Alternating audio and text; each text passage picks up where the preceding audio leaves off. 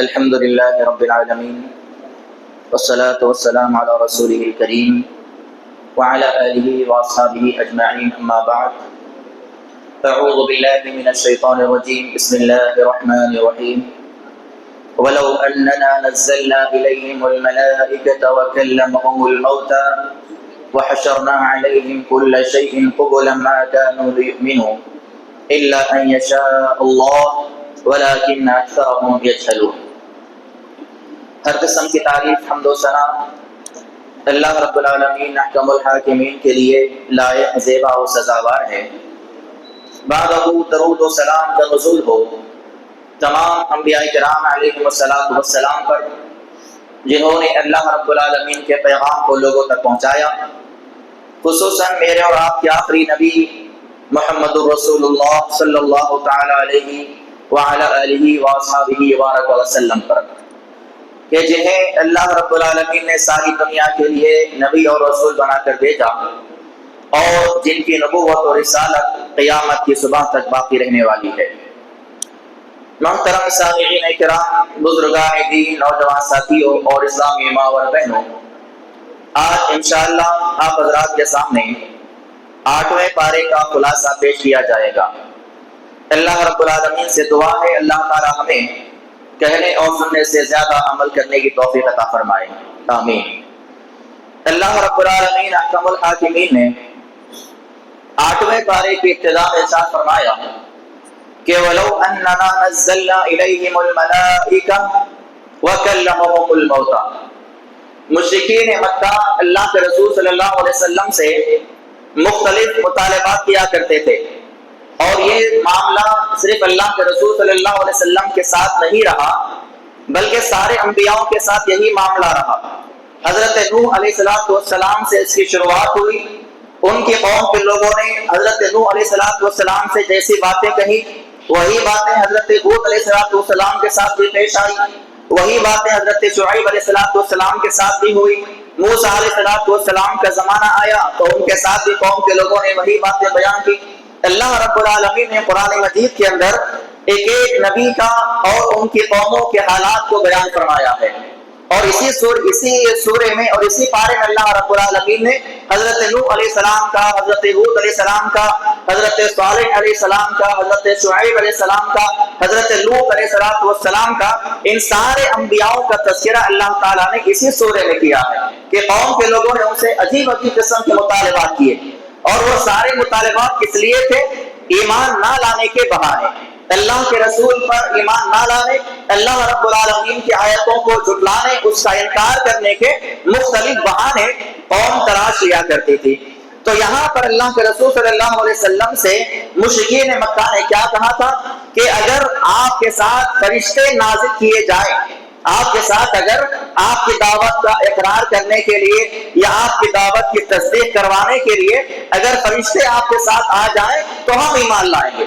تو اللہ رب العالمین نے یہاں پر کیا فرمایا؟ وَلَوْ أَنَّنَا نَزَّلْنَا إِلَيْهِمُ الْمَلَائِكَةَ، اگر ہم ان پر فرشتے بھی نازل کر دیتے، وَكَلَّمَهُمُ الْمَوْتَى، اور مردے اٹھ کر ان سے بات بھی کرنے لگ جاتے، وَحَشَرْنَا عَلَيْهِمْ كُلَّ شَيْءٍ، اور تمام چیزوں کو ان کے لیے جمع بھی کر دیا جاتا، مَا كَانُوا لِيُؤْمِنُوا، یہ لوگ ایمان نہیں لانے والے ہیں، یہ صرف ان کے بہانے ہیں، اور یہ بہانے آج مسلمان بھی کرتے ہیں۔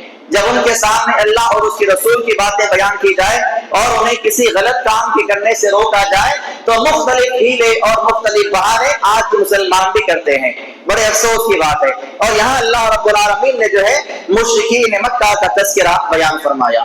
پھر آگے اللہ رب العالمین بیان کرتا ہے وَإِن تُطِعْ أَكْثَرَ مَنْ فِي الْأَرْضِ يُضِلُّوكَ عَنْ سَبِيلِ اللَّهِ، یہ بات اللہ رب العالمین نے اپنے پیغمبر صلی اللہ علیہ وسلم سے خطاب کرتے فرمایا، اور کہا کہ اے نبی کریم صلی اللہ علیہ وسلم، آپ اگر زمین کے اندر پائے جانے والی اکثریت کی اتباع کرو گے تو آپ گمراہ ہو جاؤ گے۔ اگر آپ یہ دیکھو گے کہ میجارٹی کس طرف ہے، اکثریت کس طرف ہے، اگر اکثریت کو دیکھو گے، میجارٹی کو دیکھو گے تو آپ گمراہ ہو جاؤ گے، کیونکہ اللہ رب العالمین کا یہ قانون ہے، اور جتنے انبیاء دنیا میں آئے سب کے ساتھ یہ معاملہ رہا کہ ان پر ایمان لانے والے لوگ ہمیشہ سے کم رہے۔ اور اللہ رب العالمین نے قرآن مجید کے اندر مختلف مقامات پر الگ الگ باتوں کا تذکرہ کیا. کہیں اللہ نے فرمایا قلیلا ما تؤمنون، اللہ کی ذات پر ایمان لانے والے لوگ کم ہوا کرتے ہیں. قلیلا ما تشکرون، اللہ کی ذات کے ساتھ یا اس کے انعامات کو لے کر شکر ادا کرنے والے لوگ کم ہی ہوا کرتے ہیں. قلیلا ما تذکرون، نصیحت حاصل کرنے والے لوگ کم ہوا کرتے ہیں. تو روح زمین پر جو حق پرست ہوتے ہیں ہمیشہ سے کم ہوتے ہیں. اس لیے میجارٹی کو نہیں دیکھنا ہے، زیادہ تعداد ادھر ہے ادھر نہیں دیکھنا ہے، اور ادھر ہمارا جھکاؤ نہیں ہونا ہے.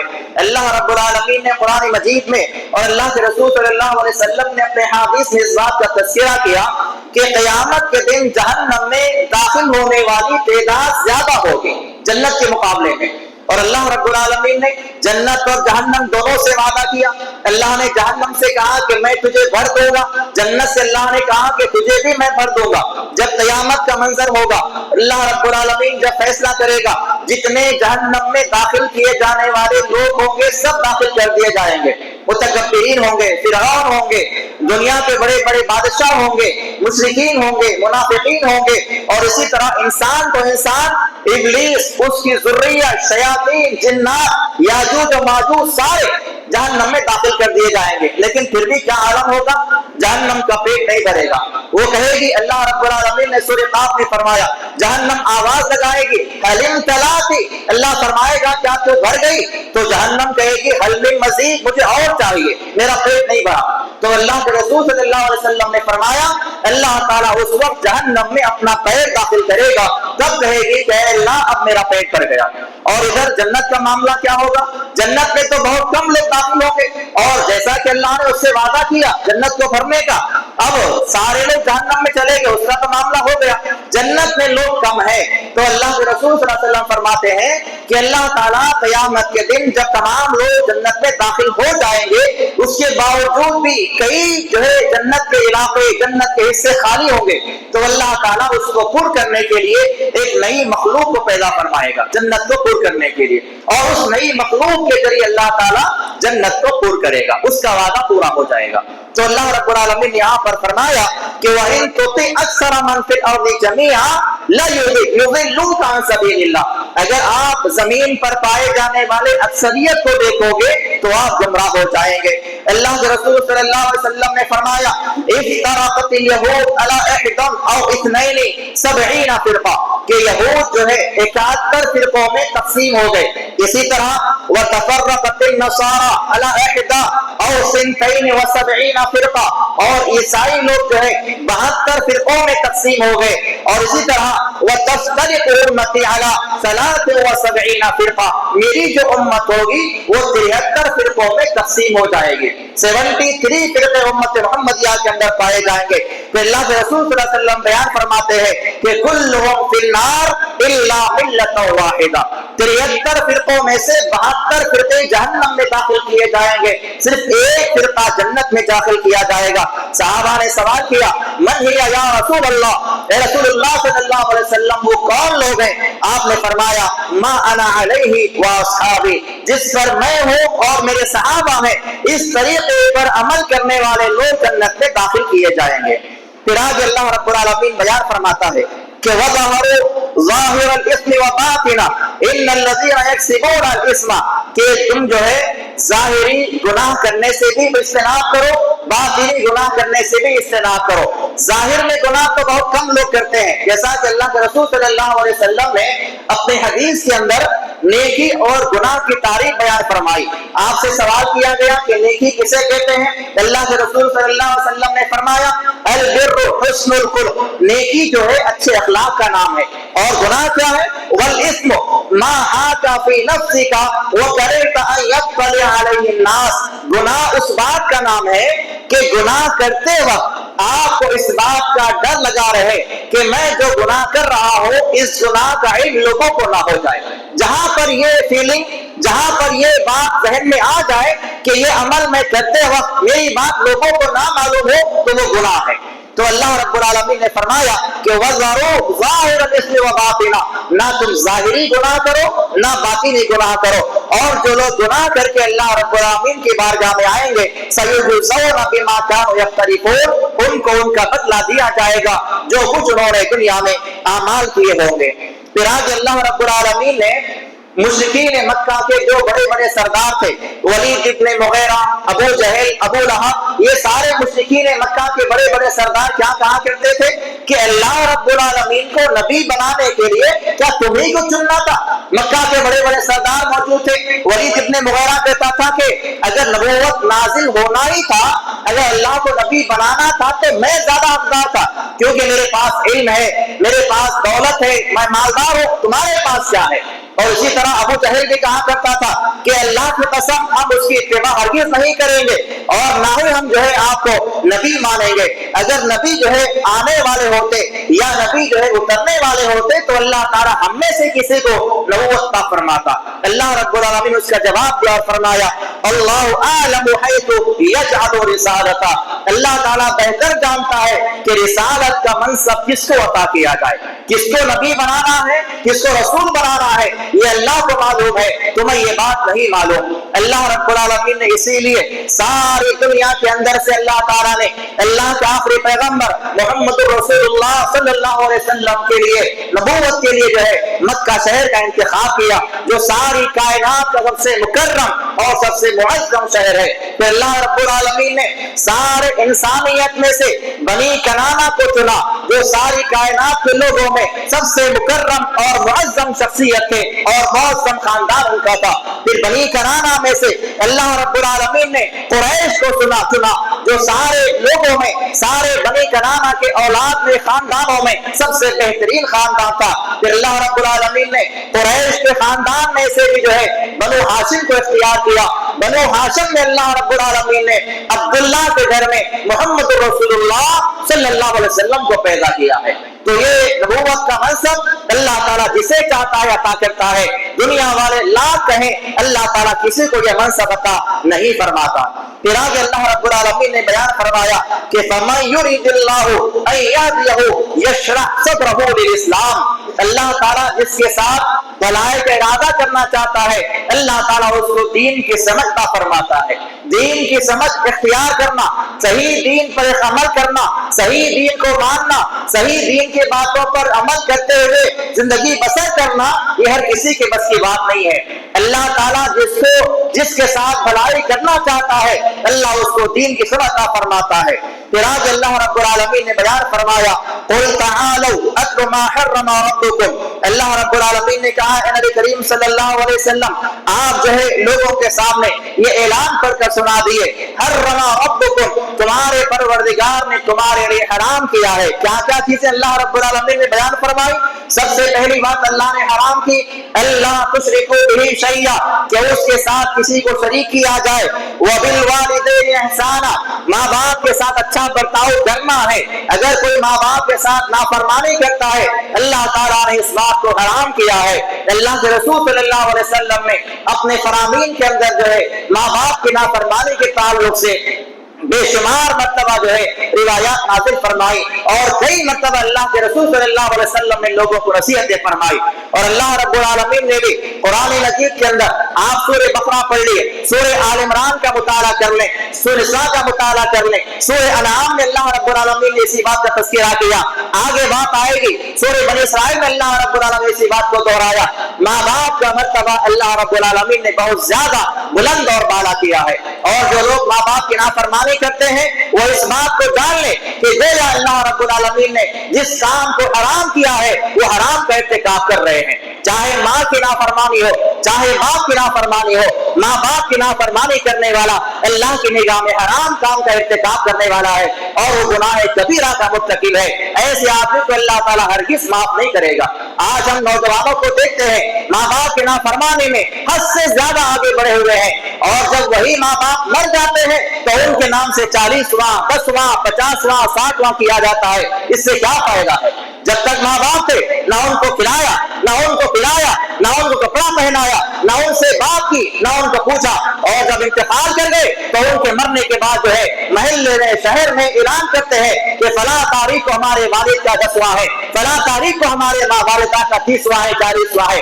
یہ سب عمل کرنے والے لوگ جو ہے ریاکار ہیں، دنیا والوں کو بتانے کے لیے یہ سارے اعمال کیے جاتے ہیں۔ تو اللہ رب العالمین نے اس بات کا تذکرہ کیا کہ ماں باپ کی نافرمانی اللہ تعالیٰ نے تم پر حرام کر دی ہے۔ پھر آگے اللہ نے کہا وَلَا تَقْتُلُوا أَوْلَادَكُمْ مِنْ إِمْلَاقٍ، اپنی اولاد کو فقیری کے ڈر سے قتل نہ کرو، اپنی اولاد کو فقیری کے ڈر سے قتل نہ کرو۔ اور یہ سارے گناہ آج مسلمانوں کے اندر پائے جاتے ہیں۔ کتنے ایسے مسلمان ہیں جو بیٹیوں کی خبر سن کے ان کو دفن کر دیتے ہیں، ان کا ابورشن کروایا جاتا ہے۔ ایسے بے شمار کام آج بھی ہو رہے ہیں۔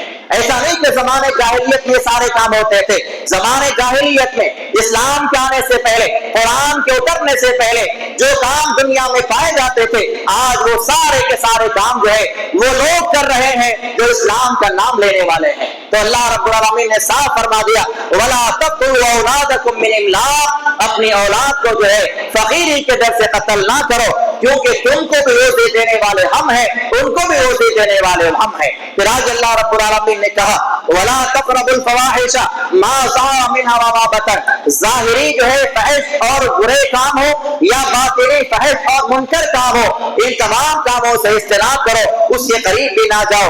وَلَا تَقْتُلُوا النَّفْسَ الَّتِي حَرَّمَ اللَّهُ إِلَّا بِالْحَقِّ، اور کسی بھی نفس کو کسی بلا وجہ جو ہے قتل نہ کیا کرو۔ وَلَا تَقْرَبُوا مَالَ الْيَتِيمِ، یتیم کے مال کے قریب بھی نہ جاؤ، یتیم کے مال کو ناحق طور پر کھانا، یتیم کے مال کو ناحق طور پر لینا، اس پہ قبضہ جما کر بیٹھنا اور ان کے مال کو غصب کر لینا، اللہ رب العالمین نے اس بات کو حرام قرار دیا۔ اور ایک مقام پہ اللہ رب العالمین بیان فرماتا ہے جو لوگ یتیم کے مال کو ناحق طور پر لیتے ہیں اسے کھاتے ہیں گویا کہ اپنے پیٹ میں وہ لوگ جہنم کی آگ کو بھر رہے ہیں۔ تو اللہ تعالیٰ نے یتیم کے بارے میں جو ہے لوگوں کو متنبہ فرمایا۔ پھر آگے اللہ تعالیٰ فرماتا ہے وَأَوْفُوا الْكَيْلَ وَالْمِيزَانَ بِالْقِسْطِ، جب کبھی ناپ تول کا معاملہ آ جائے، کسی کے ساتھ کاروبار کا معاملہ ہو تو اپنے ناپ اور تول کو جو ہے پورا کیا کرو، اس میں کمی بیشی اختیار نہ کیا کرو۔ تو اللہ تعالیٰ نے یہاں پر کئی باتوں کا لوگوں کو تذکرہ کرتے فرمایا کہ اللہ تعالیٰ نے ان تمام کاموں کو حرام کر دیا ہے۔ اللہ کے ساتھ شرک کرنا حرام ہے، ماں باپ کی نافرمانی کرنا حرام ہے، اولاد کو قتل کرنا حرام ہے، فحش اور منکرات کا اختیار کرنا حرام ہے، کسی نفس کو قتل کر دینا حرام ہے، یتیم کا مال ناحق طور پر کھانا حرام ہے، ناپ تول میں کمی کرنا حرام ہے، اسی طرح وعدوں کی خلاف ورزیاں کرنا یہ بھی اللہ تعالیٰ نے حرام کر دیا ہے۔ پھر آگے اللہ رب العالمین بیان فرماتا ہے هل ينظرون الا ان تأتيهم الملائکہ او یأتی بعض آیات ربک او یوم یأتی بعض آیات ربک لا ينفع نفسا ایمانها۔ اللہ رب العالمین نے بیان فرمایا کہ جو لوگ کہتے ہیں کہ اس نبی کے ساتھ فرشتے نازل ہو رہا تھا، اگر فرشتے آتے تو ہم ایمان لاتے، تو اللہ رب العالمین بیان فرماتا ہے اگر یہ لوگ فرشتوں کو دیکھ لیں گے یا فرشتے نازل ہو جائیں گے تو سمجھو کہ ان کا آخری دن ہوگا، یعنی فرشتوں کے نازل ہونے کے بعد نہ کسی کا ایمان قبول ہوگا، نہ کسی کی توبہ قبول ہوگی، نہ کسی کو معاف کیا جائے گا۔ پھر آگے اللہ نے فرمایا لا ينفع نفسا ایمانها، ان کا ایمان اس وقت جو ہے کوئی فائدہ نہیں پہنچائے گا۔ اللہ کے رسول صلی اللہ علیہ وسلم نے ارشاد فرمایا قیامت اس وقت تک قائم نہیں ہوگی جب تک کہ سورج جو ہے مغرب سے طلوع نہ ہو جائے، اور اس بات اللہ رب العالمین نے کہا کہ اس کے بعد جو ہے جب سورج مغرب سے طلوع ہو جائے گا اس کے بعد کسی کا ایمان جو ہے قابل اعتبار نہیں کیا جائے گا۔ اور ایک حدیث میں آپ نے فرمایا ثلاث اذا خرجنا لا ينفع نفسا ایمانها، جب تین چیزیں دنیا میں ظاہر ہو جائیں گی تو ان تین چیزوں کے دنیا میں آنے کے بعد کسی کا ایمان قبول نہیں کیا جائے گا۔ سب سے پہلی بات جو ہے الدجال، دجال کے دنیا میں نازل ہو جانے کے بعد جو ہے نہ کسی کا ایمان قبول ہوگا نہ کسی کی توبہ قبول ہوگی۔ اسی طرح والدابۃ الارض، زمین سے جانور نکلے گا جس کا تذکرہ اللہ رب العالمین نے سورہ قصص میں کیا ہے۔ زمین سے جانور نکلے گا، ہوگا تو وہ جانور چوپایوں کی طرح ہوگا، ہوگا, گائے بیل کی طرح ہوگا, لیکن وہ لوگوں سے بات کرے گا, لوگ اس سے بات کریں گے. اس جانور کے زمین سے نکلنے سے پہلے اگر کوئی توبہ کرتا ہے, اگر کوئی ایمان لاتا ہے, تبھی اس کا ایمان قابل قبول ہوگا. اگر زمین سے جانور نکل جائے گا تو اس کے بعد کسی کا ایمان اللہ کی بارگاہ میں قبول نہیں ہوگا. اور تیسری علامت ہوگی وَطُلُوعُ الشَّمْسِ مِنَ الْمَغْرِبِ, مغرب سے سورج کا نکل جانا. اگر یہ علامتیں ظاہر ہو جائیں گے تو اس کے بعد جو ہے کسی کا ایمان کسی کو فائدہ نہیں پہنچائے گا, نہ اس وقت اللہ کے دربار میں جو ہے کسی کی توبہ قبول کی جائے گی. اللہ کے رسول صلی اللہ علیہ وسلم بیان فرماتے ہیں کہ روزانہ سورج غروب ہونے کے بعد جو ہے اللہ کے عرش کے قریب جاتا ہے, سجدہ کرتا ہے اور اللہ سے سوال کرتا ہے کہ اے اللہ کل کے لیے میرا کیا حکم ہے, کل میں کہاں سے نکلوں. اللہ اس سے فرماتا ہے آج جہاں سے نکلے ہو وہیں سے نکلو. تو روزانہ کی طرح سورج جو ہے مسجد سے طلوع ہو جاتا ہے, لیکن جس دن قیامت قائم ہونے والی ہوگی اللہ سے سورج سوال کرے گا کہ اے اللہ آج میں کہاں سے نکلوں. اللہ فرمائے گا کہ جہاں سے آج غروب ہوا ہے وہیں سے نکل جا. اللہ کے رسول صلی اللہ علیہ وسلم نے اس حدیث کو بیان کرنے کے بعد جو ہے اسی آیت کی تلاوت فرمائی اور فرمایا کہ لا ينفع نفسا ایمانها, جب سورج مغرب سے طلوع ہو جائے گا تو کسی کا ایمان ان کو فائدہ نہیں پہنچائے گا. پھر آج اللہ رب العالمین بیان فرماتا ہے کہ قل ان صلاتی و نسکی و محیای و مماتی للہ رب العالمین. اے نبی کریم صلی اللہ علیہ وسلم آپ کہہ دیجئے کہ میری نماز, میری قربانی, میرا جینا اور میرا مرنا یہ اس اللہ کے لیے ہے جو ساری کائنات کا رب ہے, سارے عالموں کا رب ہے, لا شریک لہ, اس کے ساتھ کسی شریک نہیں کیا جائے گا. وبذالک امرت, اور مجھے کسی بات کا حکم دیا گیا ہے, وانا اول المسلمین, اور میں پہلے مسلمانوں میں جو ہے شامل ہو جاؤں. اس کے بعد سورہ اعراف کی تلاوت کی گئی. اعراف اصل میں ایک مقام کا نام ہے جس کا تذکرہ اللہ رب العالمین نے سورہ شریفہ کے اندر کیا ہے, جو مقام جو ہے جنت اور جہنم کے درمیان اللہ رب العالمین نے بنایا ہے. اللہ رب العالمین نے بیان فرمایا کہ قیامت کے دن جو اللہ تعالیٰ لوگوں کے نام اعمال کو وزن کرے گا. والوزن یومئذ الحق, کہ قیامت کے دن لوگوں کے نام اعمال تولے جائیں گے اور نام اعمال کا تولا جانا یہ حق ہے. اور نام اعمال کیسے تولے جائیں گے, اس سلسلے میں مفسرین نے 3 باتوں کو بیان فرمایا ہے. یا تو اللہ رب العالمین جو ہے ہمارے اعمال کو جسمانی شکل عطا فرمائے گا. ہماری جو نمازیں ہیں, ہمارے قرآن کی جو تلاوت ہے, ہمارے جو روزے ہیں, اللہ تعالیٰ تمام اعمال کو جسم دے دے گا اور ان جسموں کو اللہ تعالیٰ ترازو میں رکھ کے تولے گا. جیسا کہ حدیث میں آتا ہے اللہ رب اللہ کے رسول صلی اللہ علیہ وسلم بیان فرماتے ہیں کہ سورہ بقرہ اور سورہ آل عمران جو ہے قیامت کے دن جو ہے 2 ابر کی شکل میں ہوں گے, یا جو ہے اللہ تعالیٰ ان کو جسم عطا فرمائے گا, اور یا تو وہ جو ہے پرندوں کی شکل میں آئیں گے. اور ایک حدیث میں آپ نے فرمایا کہ جو آدمی قرآن کا پڑھنے والا ہوگا, قرآن پر عمل کرنے والا ہوگا, تو ایسے آدمی کے پاس جو ہے ایک نوجوان خوش شکل آدمی جو ہے پیش کیا جائے گا. وہ آدمی ڈر کے پوچھے گا کہ تو کون ہے, تو قرآن کہے گا کہ میں تیرا قرآن ہوں جس کی وجہ سے تو راتوں میں جاگتا تھا, جس کو پڑھنے کے لیے جو ہے تو دن میں جو ہے بھوکا اور پیاسا رہتا تھا. تو جس طرح اللہ تعالیٰ قرآن کو جسمانی شکل عطا فرمائے گا, نماز کو اللہ جسمانی شکل عطا فرمائے گا, ایسے ہی ہمارے اعمال کو اللہ تعالیٰ جسمانی شکل عطا فرمائے گا اور اس جسم کو اللہ تعالیٰ ترازو میں رکھ کے تولے گا. یہ پہلی شکل ہوگی. اسی طرح بعض مفسرین کہتے ہیں کہ اللہ تعالیٰ جو ہے صاحب اعمال کو ہی تولے گا, یعنی جس آدمی کا عمل ہوگا, جس کا گناہ ہوگا, نیکی ہوگا, اسی کو اللہ تعالیٰ ترازو رکھ کے تولے گا. اور وہ کیفیت کیسی ہوگی اللہ تعالیٰ جو ہے بہتر جانتا ہے. اسی طرح بعض دفعہ ایسا بھی ہوگا کہ اللہ رب العالمین جو ہے ان لوگوں کے جو نام اعمال لکھے گئے رجسٹرز ہیں, ان رجسٹروں کو اللہ تعالیٰ ترازو میں رکھ کے تولے گا. ایک پلڑے میں نیکیوں کے ترازو میں رکھے جائیں گے اور ایک پلڑے میں جو ہے تمام دفتر رکھے جائیں گے جس سے گناہ لکھے گئے ہوں گے. اللہ تعالیٰ اس طرح تمام دفتروں کو, ان رجسٹروں کو تولے گا جن میں ہمارے نام اعمال لکھے ہوئے جائیں گے. اور محدثین کہتے ہیں کہ یہ تمام شکلیں جو ہے ہونے والی ہیں, یہ تمام باتیں ممکن ہیں. کبھی اللہ تعالیٰ یا تو صاحب اعمال, صاحب عمل کو تولے, کبھی اللہ رب العالمین جو ہے ہمارے دفتروں کو تولے, اور کبھی اللہ تعالیٰ جو ہے ہمارے اعمال کو جسمانی شکل عطا فرمائے اور اس شکل کو اللہ تعالیٰ ترازو میں رکھ کے تولے. بہرحال قیامت کے دن جو ہے ہمارے نام اعمال کھولے جائیں گے. یہ بات حق ہے اور یہ بات جو ہے سچی ہے. پھر آگے اللہ رب العالمین نے شیطان کا اور آدم علیہ السلام کا تذکرہ کیا کہ شیطان اور آدم علیہ السلام کے درمیان میں کیا معاملہ ہوا, کس طرح شیطان نے انکار کیا. ان تمام آیات میں اللہ تعالیٰ نے آدم علیہ السلام کی 5 خوبیوں کو بیان فرمایا. سب سے پہلی خوبی کہ آدم علیہ السلام سے جب گناہ ہوا تو انہوں نے گناہ کا اعتراف کیا.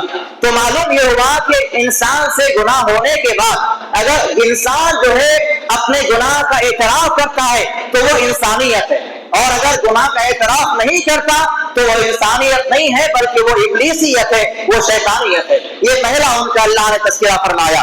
دوسرا اللہ تعالیٰ نے جو بات بیان فرمائی وہ یہ گناہ ہو جانے کے بعد ندامت کا اظہار کرنا, گناہ ہو جانے کے بعد آدمی شرمندگی کا اظہار کرنا. تو جس کے اندر انسانیت ہے وہ گناہ ہو جانے کے بعد جو ہے شرمندہ ہو جاتا ہے, اور جو آدمی گناہ کرنے کے بعد شرمندہ نہیں ہوتا بلکہ گناہ پہ گناہ کیا جاتا ہے وہ انسان نہیں ہو سکتا, وہ شیطان ہے, کیونکہ وہ سارے اوصاف شیطان کے ہیں جو اللہ تعالیٰ نے یہاں پر بیان فرمائے ہیں. اسی طرح اللہ تعالیٰ فرماتا ہے کہ آدم علیہ السلام کے اندر جو ہے تیسرا جو وصف تھا وہ وصف یہ تھا کہ انہوں نے غلطی ہو جانے کے بعد, گناہ ہو جانے کے بعد اپنے نفس پر ملامت کیا, اپنے نفس کو برا بھلا کہا کہ شیطان نے مجھے ورگلایا, میرے نفس نے مجھے بہکایا جس کی وجہ سے میں نے گناہ کیا وغیرہ وغیرہ. تو گناہ ہو جانے کے بعد اگر ہمارا نفس ہمیں ملامت کرتا ہے, ہمیں برا بھلا کہتا ہے تو سمجھو ہمارے اندر ایمان باقی ہے, اور ایسا آدمی اللہ تعالیٰ کے دربار میں جو ہے معاف بھی کیا جائے گا. ان کے اللہ تعالیٰ نے چوتھا وصف بیان فرمایا کہ انہوں نے توبہ کی امید رکھی, اللہ تعالیٰ سے توبہ کرنا چاہی, اللہ سے معافی مانگنا چاہا, جبکہ شیطان نے ایسا عمل نہیں کیا بلکہ اس نے تکبر کیا. اور ان کا 5واں اللہ نے وصف یہ بیان فرمایا کہ ان کو اللہ تعالیٰ سے رحمت کی امید تھی. جب اللہ رب العالمین کے دربار میں گناہ کا اعتراف کیا, گناہ پر نادم ہوئے, نفس کو ملامت کیا, اللہ سے توبہ کرنے کے لیے آگے ہاتھ بڑھا دیا اور کہنے لگے ربنا ظلمنا انفسنا وان لم تغفر لنا وترحمنا لنكونن من الخاسرین. اللہ سے جب دعا فرمائی تو ساتھ میں ان کے دل میں اس بات کی امید بھی تھی کہ اللہ تعالیٰ میرے گناہ کو معاف بھی فرمائے گا. تو یہ 5 اوصاف انسان کے اندر پائے جانے چاہیے, ایک ایمان والے کے اندر, ایک مسلمان کے اندر یہ 5 اوصاف ہونے چاہیے. گناہ کس سے نہیں ہوتے, ہر انسان گناہ کا پتلا ہے, ہر انسان گنہگار ہے. اللہ کے نبی نے فرمایا کل بنی آدم خطا, ہر آدم کا بیٹا گنہگار ہے, خطا کار ہے, لیکن گناہ کرنے کے بعد نادم ہونا, شرمندہ ہونا, اپنے آپ کو برا بھلا کہنا اور اس کے بعد اللہ کے سامنے آ کر اپنے ہاتھوں کو پھیلانا, اللہ سے دعا کرنا, استغفار کرنا, یہ انسانیت ہے. اور ایسا کرنے والے اللہ تعالیٰ کی بارگاہ میں مکرم بن جاتے ہیں, معزز بن جاتے ہیں, اور اللہ تعالیٰ ان لوگوں گناہوں کو جو ہے معاف فرما دیتا ہے. پھر آگے اللہ رب العالمین نے ایک بہت ہی بڑی بات بیان فرمائی. وہ بات یہ اللہ نے کہا کہ جو لوگ اللہ رب العالمین کی آیتوں کا انکار کرتے ہیں, اللہ تعالیٰ کی آیتوں کا انکار کرنے والے, ان الذین کذبوا بآیاتنا واستکبروا, جو لوگ اللہ تعالیٰ کی آیتوں کا انکار بھی کرتے ہیں اور تکبر بھی کرتے ہیں, ان کے ساتھ کیا معاملہ ہوگا؟ لا تفتح لهم ابواب السماء, ایسے لوگوں کے لیے آسمان کے دروازے نہیں کھولے جائیں گے. آسمان کے دروازے کے تعلق سے مفسرین نے بھی 3 باتوں کا تذکرہ کیا.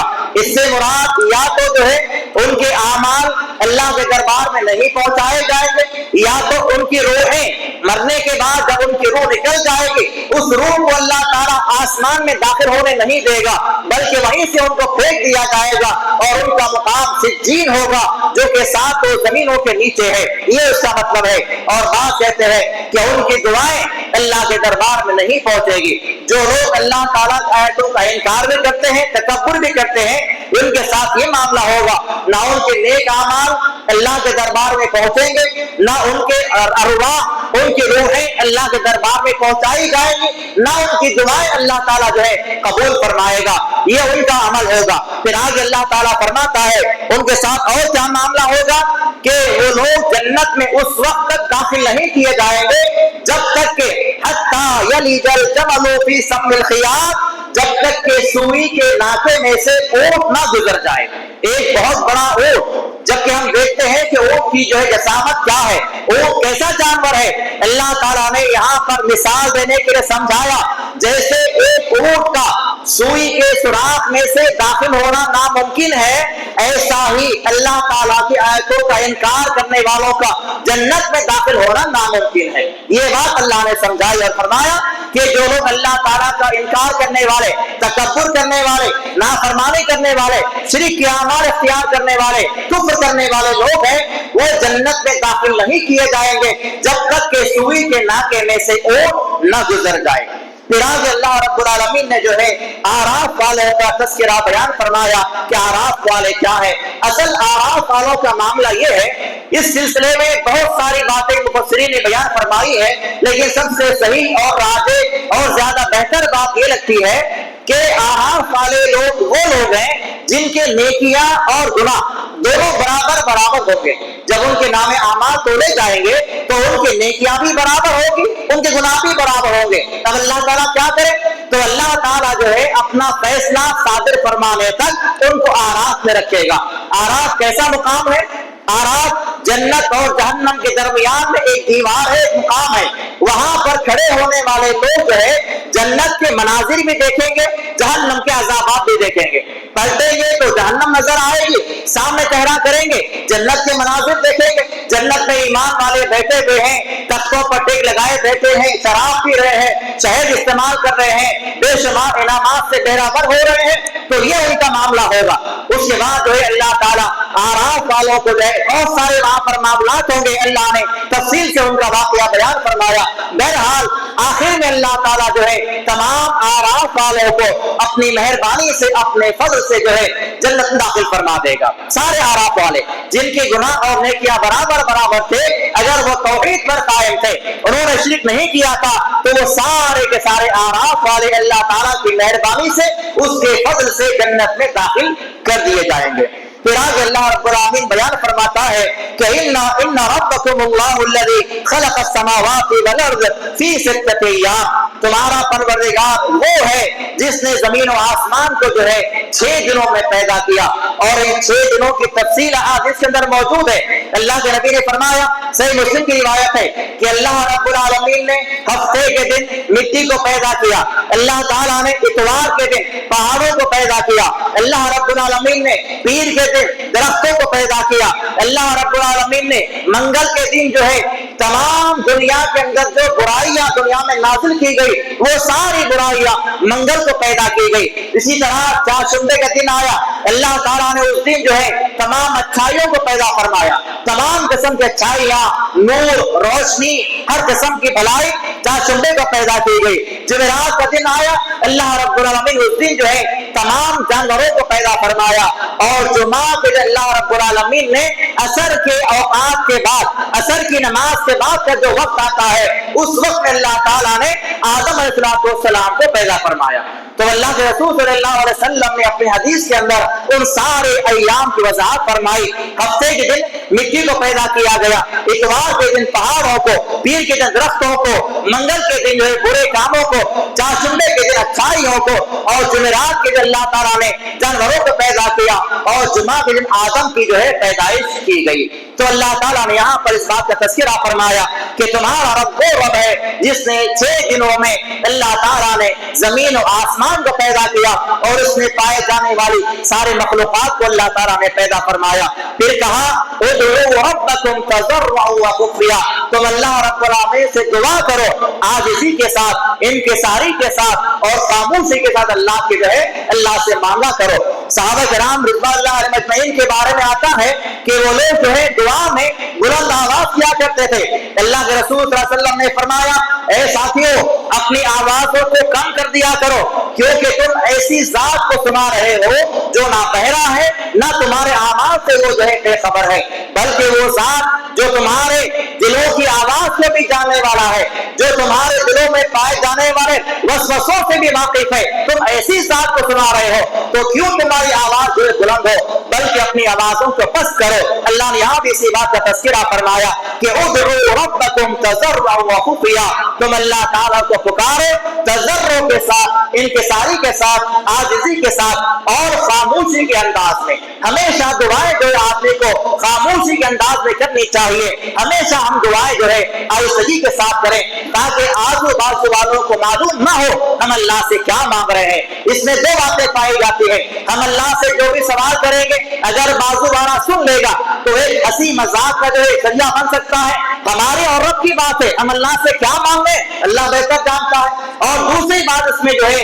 یہ خرابی آتی ہے، اگر ہم بلند آواز سے دعائیں کریں گے تو ہمارے دل میں جو ہے ریاکاری پیدا ہونے کا ڈر ہوتا ہے کہ بازو والا سن رہا ہے، ہم اللہ سے اچھی اچھی باتیں مانگے، اچھی اچھی دعائیں کریں تو وہ اللہ تعالیٰ نے بیان فرمایا کہ اللہ تعالیٰ سے ہمیشہ جو ہے ایک تو انکساری کے ساتھ، عاجزی کے ساتھ مانگنا چاہیے اور جو ہے خاموشی کے ساتھ اللہ سے دعا کرنا چاہیے۔ اللہ کے نبی نے فرمایا جب اللہ کے سامنے اپنے ہاتھوں کو پھیلاؤ تو اگر تمہیں رونا نہیں بھی آتا ہو تو رونے کی صورت بنا کے اللہ کے سامنے جو ہے سوال کیا کرو اور اللہ سے ایسے مانگو کہ جیسے ہم ہی جو ہے سب سے زیادہ محتاج ہیں، ساری دنیا میں سب سے زیادہ ہم جو ہے اللہ سے مانگنے والے ہیں، اللہ کے سامنے ہم بڑے محتاج ہیں، بڑے جو ہے فقیر ہیں۔ یہ اس انداز سے اللہ سے مانگو، اپنی عاجزی اللہ کے سامنے بیان کرو تو اللہ ضرور ہماری دعاؤں کو جو ہے قبول کرے گا اور ہمارے مناجات کو اللہ تعالیٰ پورا فرمائے گا۔ پھر آگے اللہ رب العالمین نے آج کے پارے کے آخر میں جو ہے تمام انبیاء کا حال بیان کیا۔ نوح علیہ السلام کے اللہ نے ذکر کیا کہ انہوں نے اپنی قوم کے سامنے جب اللہ کی بات کو پیش کیا تو قوم کے لوگوں نے ان سے کہا کہ تم بے وقوف ہو۔ اس کے بعد اللہ تعالیٰ نے بیان فرمایا کہ ہود علیہ السلام نے اپنی قوم کے سامنے اللہ کی بات کو پیش کیا اور کہا کہ میری قوم کے لوگوں اللہ کی عبادت کرو، تو قوم کے لوگوں نے کیا کہا؟ انہوں نے کہا کہ ہمیں معلوم یہ ہوتا ہے کہ اے ہود تم جو ہے پاگل ہو گئے ہو۔ کسی نبی کو پاگل کہا گیا، کسی نبی کو بیوقوف کہا گیا، کسی نبی کو دیوانہ کہا گیا، کسی نبی کو شاعر کہا گیا، کسی نبی کو جو ہے جادوگر اور کاہن کہا گیا۔ اللہ تعالیٰ نے ان تمام کے حالات کو یہاں پر ترتیب بار بیان فرمایا۔ پھر آخر میں اللہ رب العالمین نے شعیب علیہ السلام کے ان کی قوم کے حالات کو بیان کیا کہ شعیب علیہ السلام نے بھی جب اپنی قوم کے سامنے اللہ کی بات کو بیان کیا، اللہ کے پیغام کو رکھا اور کہا کہ فَأَوْفُوا الْكَيْلَ وَالْمِيزَانَ، کہ تم لوگ جو ہے جب لوگوں کے ساتھ جو ہے معاملات کرو تو ناپ کو پورا کیا کرو، وَلَا تَبْخَسُوا النَّاسَ أَشْيَاءَهُمْ، اور لوگوں کے ساتھ جو ہے دھوکہ دھڑی نہ کرو اور زمین میں اصلاح کے بعد فساد نہ بچاؤ۔ تو ان لوگوں نے جو ہے شعیب علیہ السلام کو کہا کہ اے شعیب اگر تمہیں ہمیں ہمارے شہر میں رہنا ہے، ہمارے ساتھ رہنا ہے تو اس دعوت کو چھوڑنا ہوگا، اگر تم اس دعوت کو نہیں چھوڑو گے تو ہم تم کو اور تمہارے ساتھ ماننے والوں کو یہاں سے نکال دیں گے، تم یہاں سے در بدر کر دیا جائے گا۔ یہ سارے معاملات جو ہے تمام پیغمبروں کے ساتھ ہوئے ہیں اور جو معاملات انبیاء کے ساتھ ہوئے، جو معاملات نبیوں پیغمبروں کے ساتھ ہوئے، وہی معاملات جو ہے آج علماء حق کے ساتھ ہو رہے ہیں۔ جو علماء حق ہے، حق پرست علماء جو صحیح باتیں لوگوں تک پہنچاتے ہیں، جو قرآن کے پیغام کو لوگوں تک پہنچاتے ہیں، جو نبی کی تعلیمات لوگوں تک پہنچاتے ہیں، انصاف کے ساتھ، ایمانداری کے ساتھ، دیانتداری کے ساتھ، آج ان کے ساتھ بھی قوم وہی معاملات کرتی ہے جو معاملات جو ہے انبیاء کے ساتھ پیش کیے گئے۔ اللہ رب العالمین اس طرح سے جو ہے آٹھویں پارے کے اندر ان تمام باتوں کا تذکرہ فرمایا ہے۔ انشاءاللہ باقی کی باتیں جو ہے کل کے درس میں آئیں گی۔ اللہ رب العالمین سے دعا ہے اللہ تعالیٰ جو ہے ہمیں سننے اور کہنے سے زیادہ عمل کی توفیق عطا فرمائے۔ اللہ تعالیٰ ہمارے اعمال کی اصلاح فرمائے، عقیدے کی اصلاح فرمائے۔ اللہ تعالیٰ ہمارے اعمال میں اخلاص اور الہیت پیدا فرمائے۔ آمین باقولی قولی ھذا واستغفر اللہ ولکم وآخر دعوانا الحمد للہ رب العالمین۔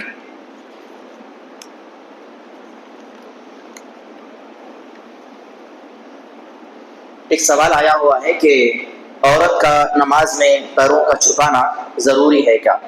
اس سلسلے میں ایسی کوئی حدیث ہمیں نہیں ملتی، البتہ معاملہ اور مسئلہ یہ ہے کہ جس طرح نماز کا طریقہ مردوں کا ہے ویسا ہی طریقہ عورتوں کا بھی ہے، ہمارے مردوں کے طریقے میں اور عورتوں کے نماز کے طریقے میں کسی قسم کا کوئی فرق نہیں پایا جاتا۔ اللہ کے رسول صلی اللہ علیہ وسلم نے جو حدیث بیان فرمائی، صلو کما رأیتمونی اصلی، تو نماز ایسے پڑھو جیسے مجھے پڑھتے ہوئے دیکھو ہو، تو اس کے اندر مرد اور عورتیں دونوں بھی شامل ہیں۔ اگر معاملہ ایسا ہے کہ اجنبی لوگ ہیں، غیر محرم آپ کے سامنے سے آتے جاتے ہیں، پیچھے سے آتے جاتے ہیں، ایسے معاملات ہیں، تو اگر آپ ساکس پہنتے ہیں، موزے استعمال کرتے ہیں، یا اپنے برقعوں سے کپڑوں سے پیر کو چھپانا چاہتے ہیں تو چھپا سکتے ہیں، وگرنہ پیر کو چھپانے کے معاملے میں یا اس کے چکر میں ہوگا کیا، آپ کے جو اعضاء زمین پہ ٹچ ہونا ہے وہ اس سے زیادہ اعضاء ٹچ ہو جائیں گے۔ جیسے سجدے کی حالت میں کتنے ہڈیاں ٹچ ہونا ہے؟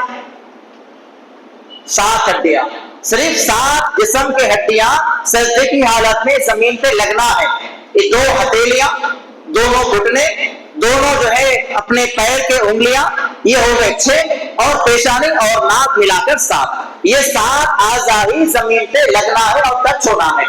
اور اگر ہم اس سے زیادہ، اگر بعض لوگ کوہنیاں جو ہے رکھ کے سجدہ کرتے ہیں، بعض لوگ کوہنیوں کو جو ہے اپنے ران سے چپکا کر سجدہ کرتے ہیں، ایسا اگر کیا جاتا ہے تو سجدہ آپ کا پورا نہیں ہوتا۔